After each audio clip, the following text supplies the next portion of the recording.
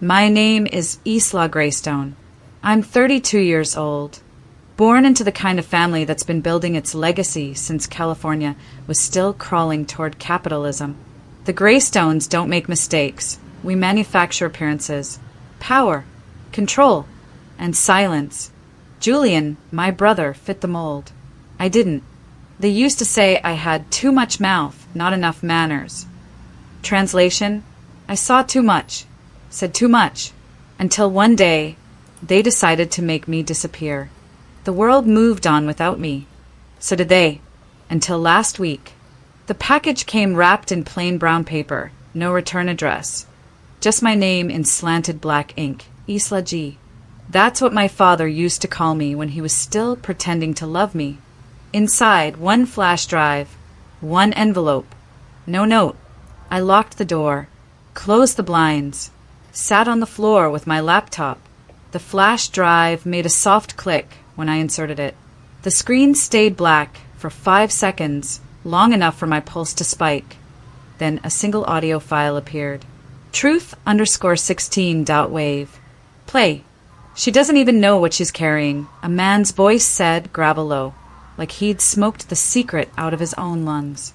We make her the fall. She disappears, we inherit the silence. Click. Silence. I stared at the screen, felt every part of me freeze over. There was another voice in the background, muffled but familiar. Julian. Julian was 18 then. He told the school counselor I'd attacked another student, claimed I'd stolen painkillers from his drawer, even cried during the hearing. That performance earned him the scholarship, the sympathy, and a career path in corporate law. I got expelled, detained, and disowned in less than 48 hours. The envelope held 3 things: a printed transcript of the audio, a copy of my old school file sealed, a single post-it note. Your silence was bought. Time to collect. I stood, opened the window. The wind smelled like salt and static. I hadn't seen my parents in 16 years. Not since the night my father tossed my duffel into the street and said, "A Greystone doesn't embarrass the bloodline." They thought they'd erased me, but someone remembered. Someone wanted me to remember, too.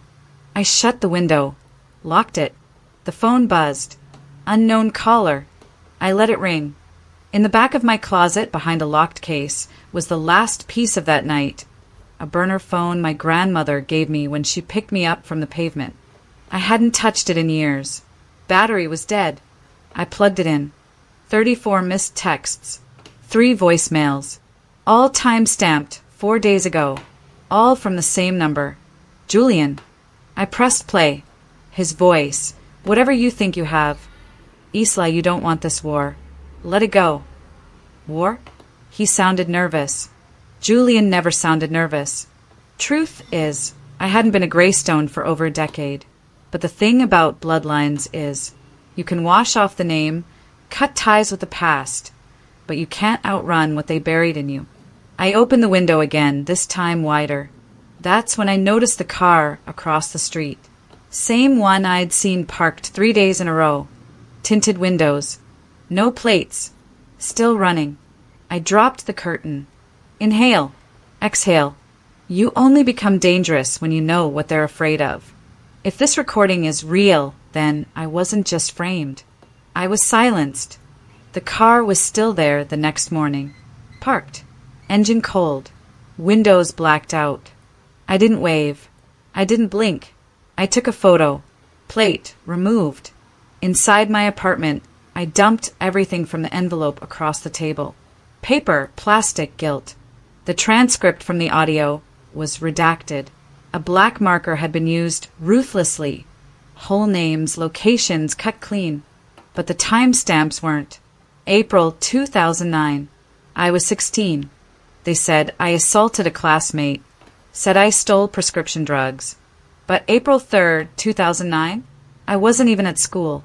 I was in the hospital getting stitches. They didn't just lie. They time-coded the truth to fit the lie. I didn't have access to forensic audio software, but I knew someone who did.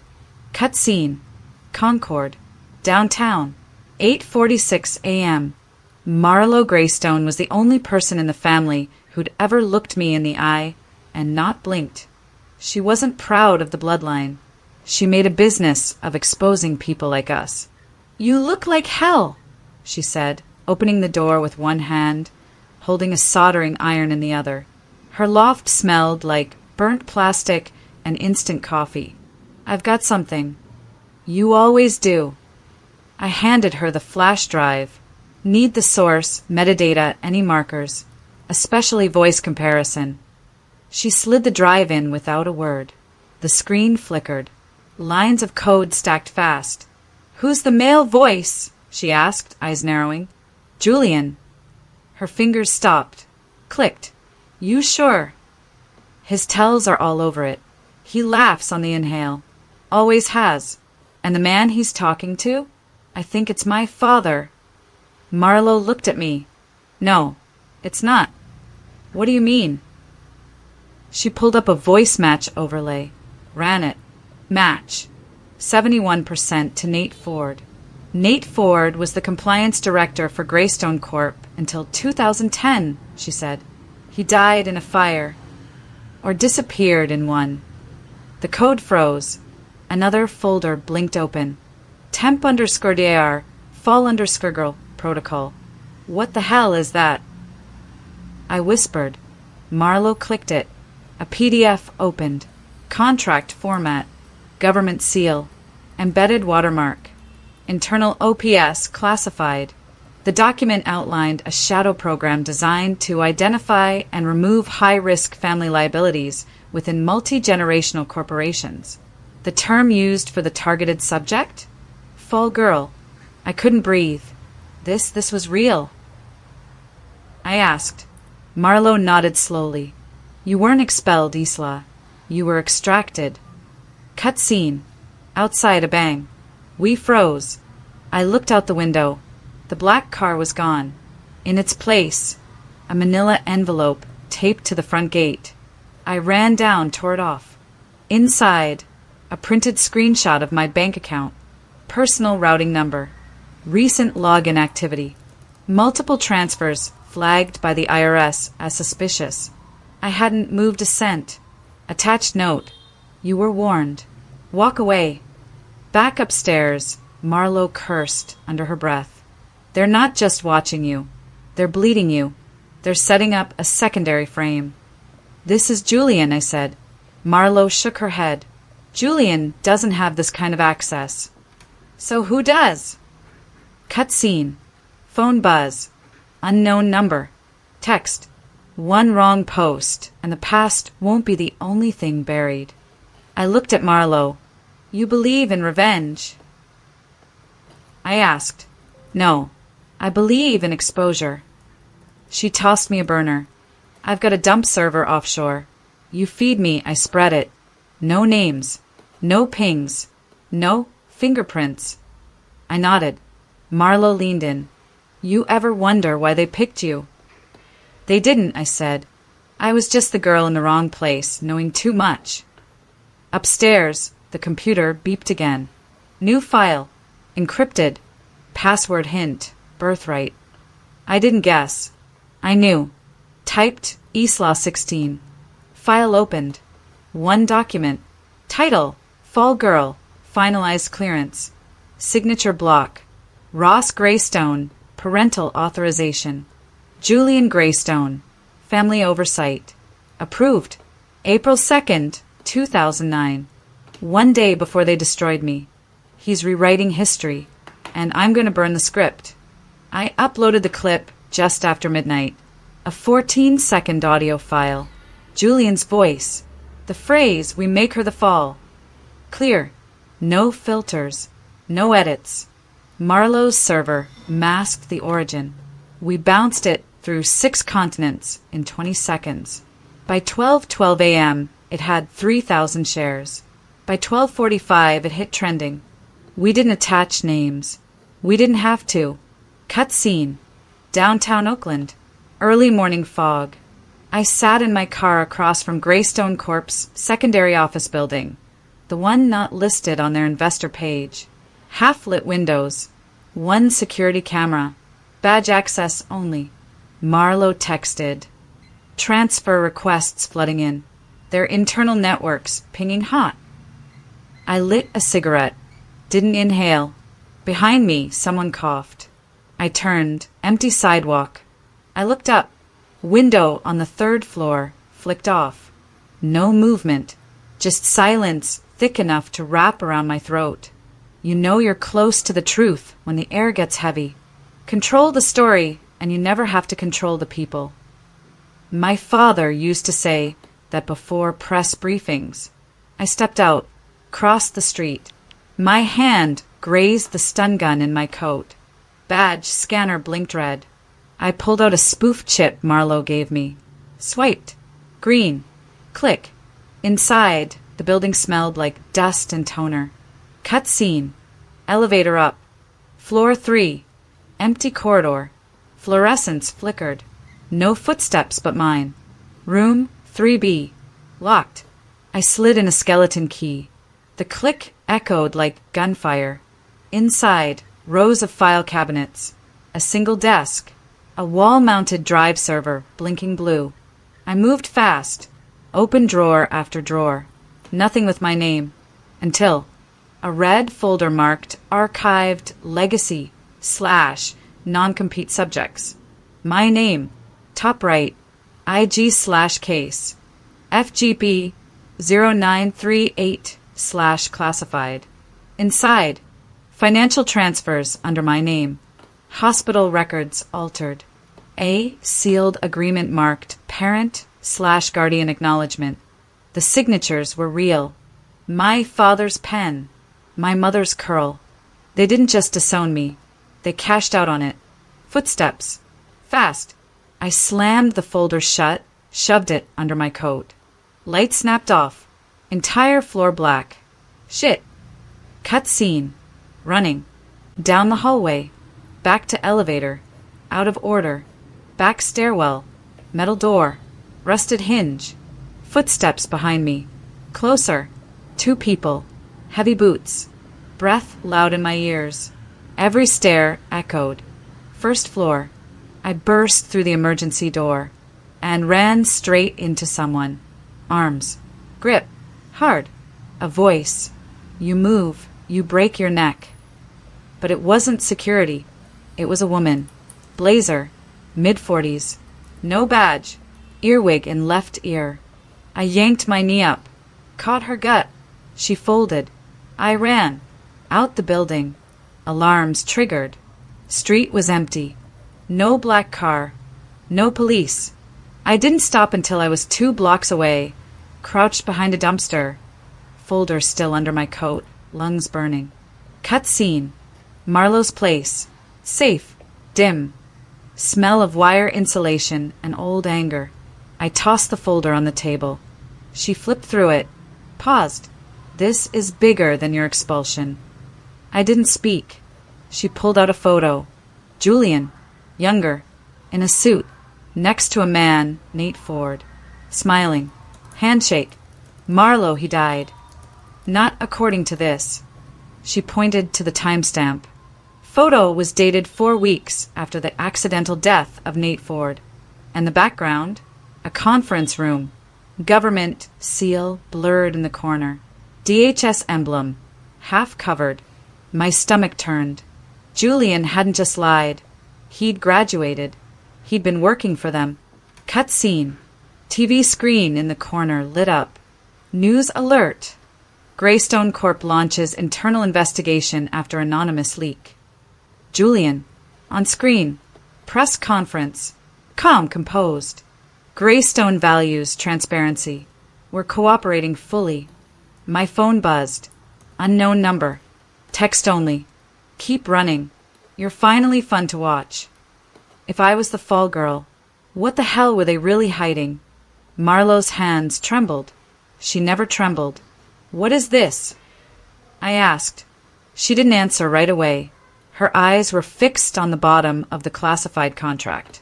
A digital signature embedded beneath the watermark. DHS. Internal Liaison, Julian Greystone. He hadn't just watched them ruin me. He filed the damn paperwork. You said Nate Ford was dead, I whispered. He is, officially. But this says he signed off on a second clearance 2 years later. Under your name. How?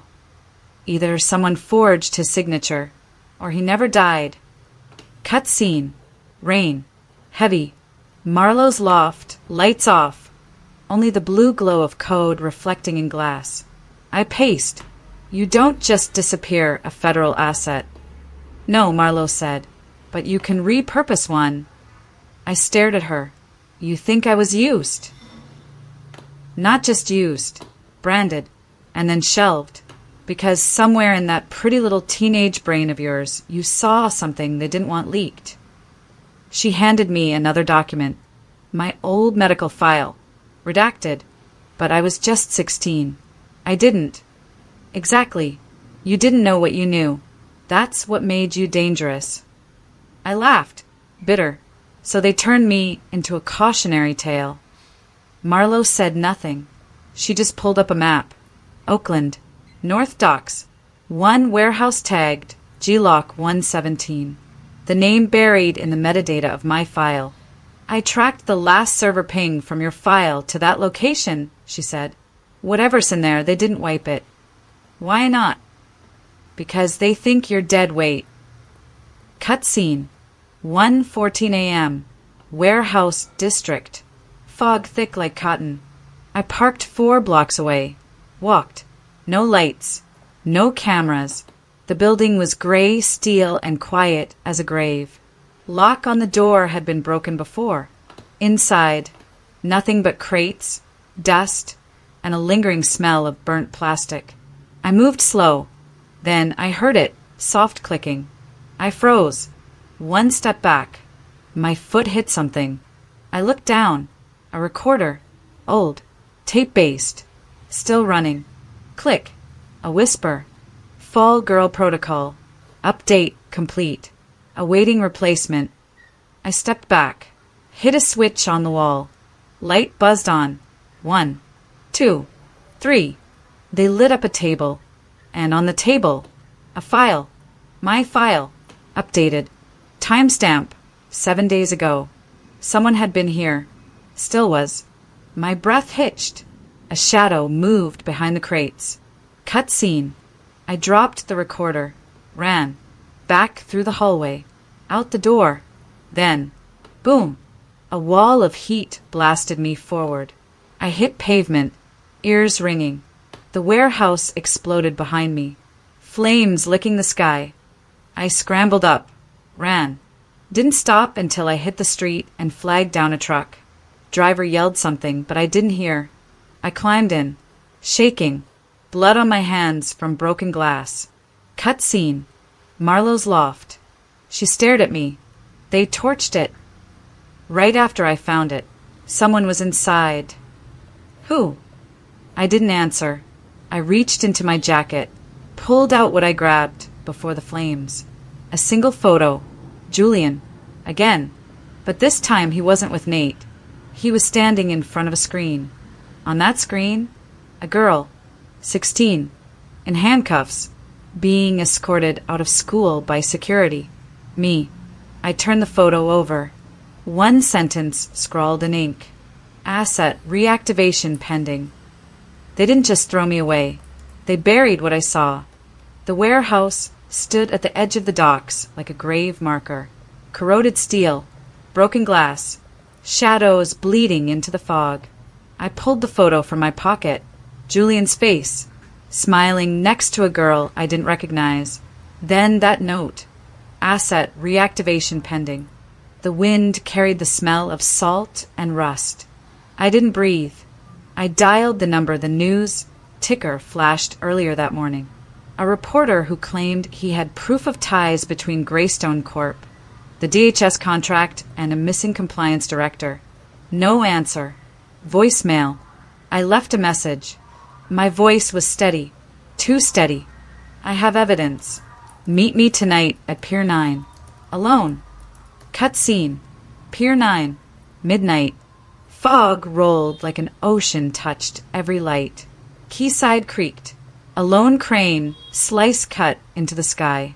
I paced back and forth, phone in hand. Every car that passed made my heart jump. Then I saw headlights. Slow. Approaching. Not stopping. I ducked behind a shipping container. My breath quick.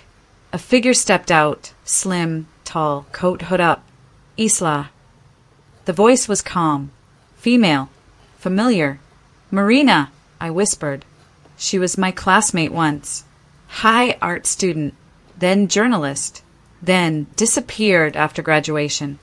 I thought you were gone, I said. So did they, she said. She pulled out a folder. Thick. Bulging. What is that? Everything you think you know, and more. I took it with gloves on. Inside, bank transfers, phone logs, email headers, timestamps, internal Greystone directives. Under one tab, Project Helix, a program for internal risk mitigation. Code for neutralizing threats within elite corporate families. My eyes flicked back to the photo in the top right corner. My 16-year-old face. Handcuffs. Security flanking me. Isla, Marina said softly. They made you the prototype. Prototype. My pulse hammered. But there's something else, she continued. She handed me a USB. Just one. Label, Confession 45. Recorded. I asked. Unverified. But it came from inside Greystone Legal. She looked over her shoulder. Someone wants it out. I plugged it into my phone. Audio started. Static. Then a voice. Male. Deep. At this point, she's the only liability left. If she goes public without clearance, all contracts are void. Then another voice, female. Softer. Warmer. Ensure termination of records. Ensure no loose ends. The line went silent. My mind crashed. Termination. Loose ends. That wasn't a directive. It was a death sentence. I looked at Marina. They knew I was going to talk, she said. Not just talk. Leak. Another car pulled up. 2 men stepped out. Jackets zipped. Faces hidden under caps. Marina grabbed my arm. Move. We sprinted toward the pier's edge. Concrete thudded underfoot. One of them pulled out a gun. Bang. The shot echoed like thunder. I hit the ground. Pain sliced through my shoulder. Another shot. We dove behind a stack of crates. Marina pressed something into my hand. Another flash drive. Get this to the network.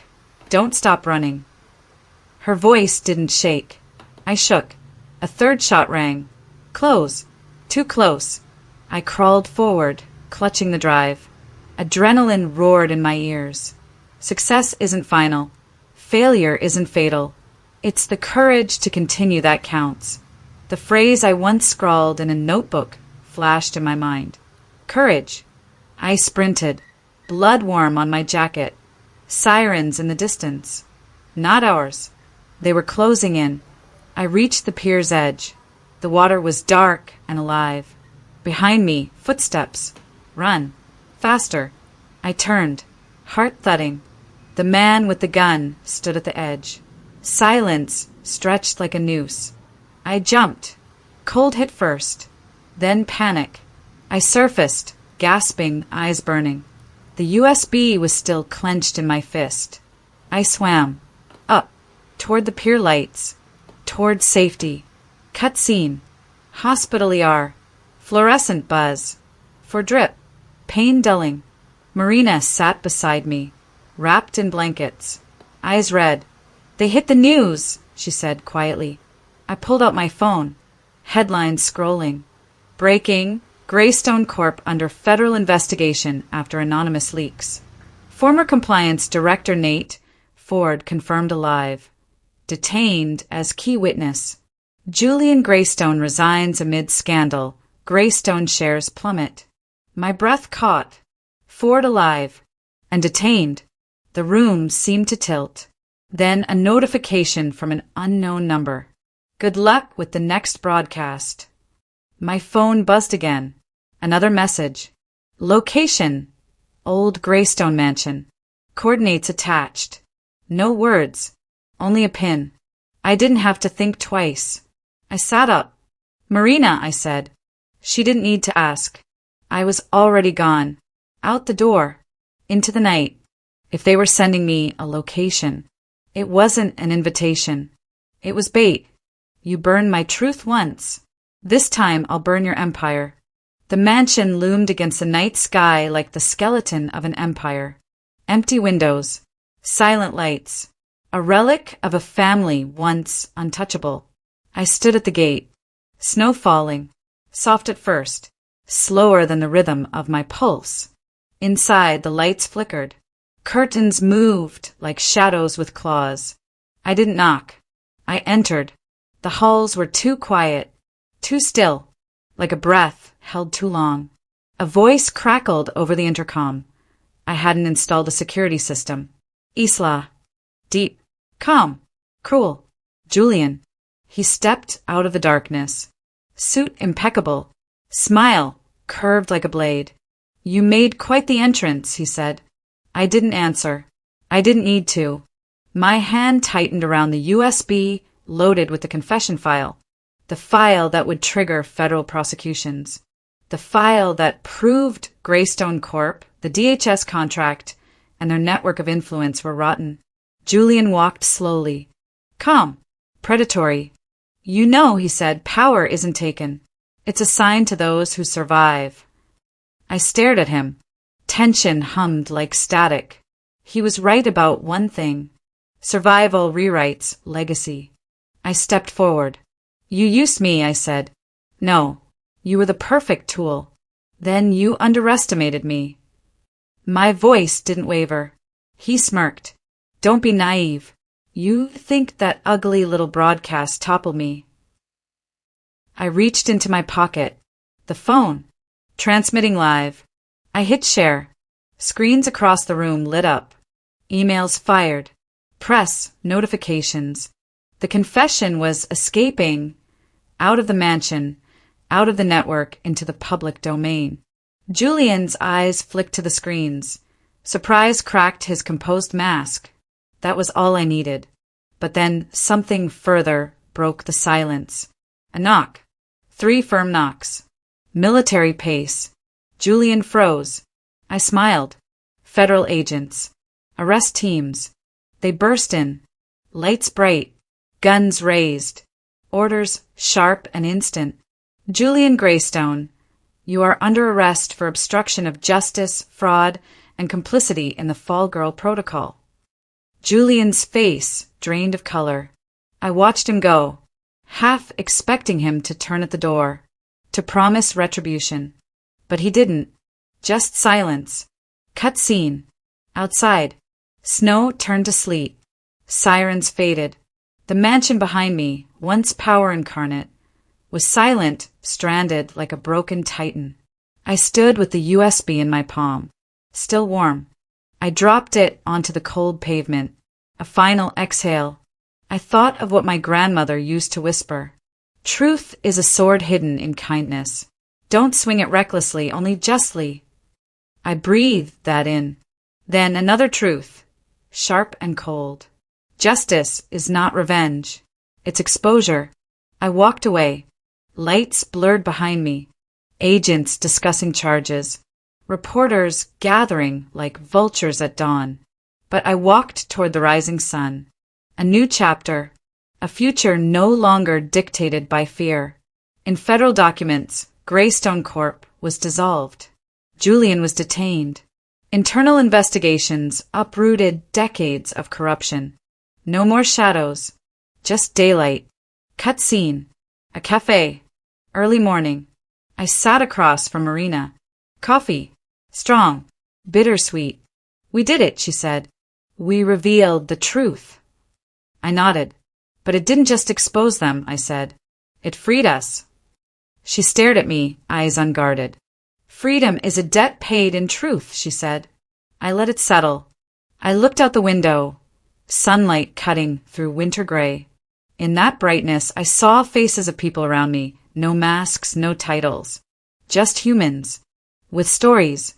With scars. I sipped my coffee. Cold. Sharp. Necessary. My past was a ghost, but it no longer controlled me. As I stood to leave, the barista smiled. You look like someone who's been through war, she said. I paused. I have, I replied, but now I'm just learning how to live. And in that moment, I understood.